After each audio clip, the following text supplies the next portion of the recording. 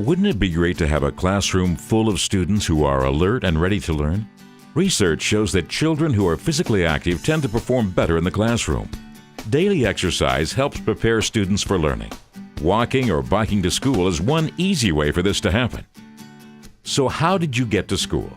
The number of students walking and biking to school has dropped drastically in the last few decades, from 42% in 1969 to less than 15% today.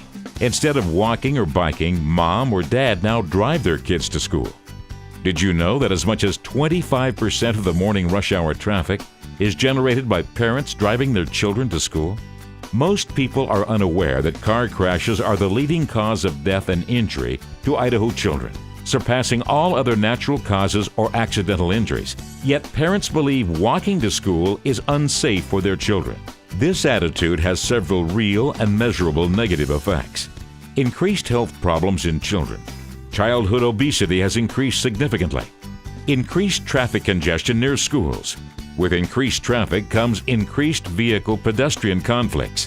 Increased air pollution in and around schoolyards contributes to asthma-related illness. And children are less connected to their neighborhood and the people who live there. But we don't really need anyone to tell us it's better for kids to be active. That's just common sense. There is support to help get our kids walking and biking to school again. It's called the Safe Routes to School program. So Safe Routes has 5 E's that form the program. The first E is engineering, and that means creating conditions where kids can safely bike and walk to school, with sidewalks and good bikeways and well-marked crosswalks, so the infrastructure really works and people can really feel safe. The second is education.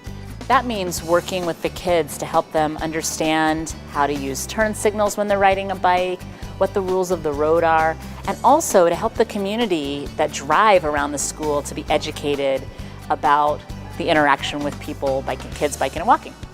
Then you've got encouragement, that's the third E, and encouragement is all about generating excitement around bicycling and walking to school as part of the way we do things here in Nampa. So encouragement activities can be bike and walk to school days, all kinds of fun encouragement activities to really get kids enthusiastic so that they want to, and they go home to their parents and they say, I want to bike to school, Mom. And the fourth E is enforcement, and that's working with our great officers here in Nampa to help get kids safely to school, to help enforce the speeds in school zones, help motorists be more aware of stopping for kids in crosswalks, and to help kids also be aware of the rules of the road.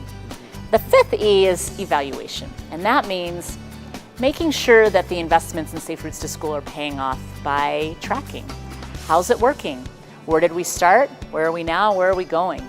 And we do that by counting kids biking and walking.